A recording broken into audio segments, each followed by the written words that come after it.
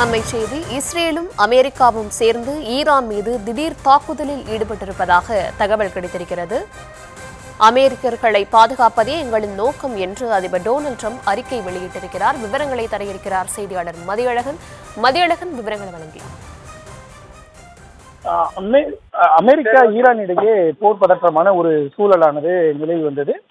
அணு ஆயுத ஒப்பந்தத்தில் இஸ்ரேல் கையெழுத்திட வேண்டும் என்ற ஒரு கோரிக்கையை அமெரிக்கா வைத்திருந்தது. ஆனால் இந்த கோரிக்கையை ஏற்க ஈரான் மறுத்துவிட்டது. இந்த நிலையில்தான் ஈரானில் பல்வேறு உள்நாட்டு பிரச்சனைகளை முன்வைத்து அந்நாட்டு மக்கள் போராட்டத்தில் ஈடுபட தொடங்கினார்.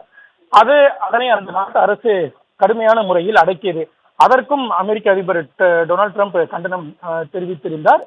இது போன்று நடவடிக்கையெல்லாம் ஈடுபடக்கூடாது, போராட்டக்காரர்களை தூக்கிலிடுவது போன்ற செயல்களில் எல்லாம் ஈடுபடக்கூடாது என்று அமெரிக்காவும் கண்டனம் தெரிவித்திருந்தது.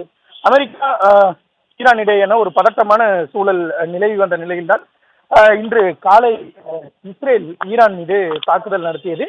ஈரானினுடைய தலைநகர் தெஹ்ரானை குறிவைத்து இஸ்ரேல் வான்வெளி தாக்குதல் நடத்தியதை அடுத்து ஈரானும் இந்த தாக்குதலில் தற்பொழுது அமெரிக்காவும் இணைந்திருக்கிறது. அமெரிக்காவும் இணைந்து தற்பொழுது இஸ்ரேல் மீதான தாக்குதலை அதிகப்படுத்தி இருக்கிறது. அமெரிக்க மக்களினுடைய பாதுகாப்பு தான் தங்களுக்கு முக்கியம் என்று அமெரிக்கா தெரிவித்திருக்கிறது. தொடங்கியதாக அமெரிக்க அதிபர் டிரம்பும் அதிகாரப்பூர்வமாக அறிவித்திருக்கிறார். இதற்கு பதிலடி கொடுக்கும் வகையில் ஈரானும் நடவடிக்கை எடுக்கும் என்று எதிர்பார்க்கப்படுகிறது. தெஹ்ரானினுடைய பல இடங்களில் குண்டுகள் வீசப்பட்டதால் பலத்த புகைகளும் வானுகிற எழும்பி இருக்கின்றன. இந்த நிலையில் ஈரானினுடைய பல பகுதிகளில் தொடர்பு சேவை துண்டிக்கப்பட்டிருப்பதாக தகவல்கள் கிடைக்கப்பட்டிருக்கிறது.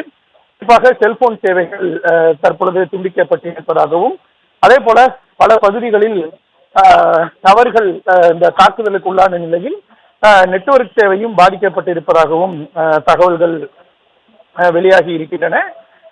இந்த நிலையில் இது தொடர்பாக அமெரிக்க அதிபர் டிரம்பும் தெரிவிக்கக்கூடிய நிலையில் தங்கள் நாட்டு மக்களை காப்பாற்றுவதுதான் தங்கள் இலக்கு என்றும், ஈரானில் இருக்கக்கூடிய அந்த மக்கள் விரோத ஆட்சியை நீக்குவதும் தங்களுடைய இலக்கு என்றும் அமெரிக்க அதிபர் டொனால்டு டிரம்ப் தெரிவித்திருக்கிறார். இஸ்ரேலுடன் இணைந்து அமெரிக்காவும் தாக்குதலை தொடங்கி இருப்பதை அமெரிக்க அதிபர் டொனால்டு டிரம்ப் உறுதி செய்திருக்கிறார்.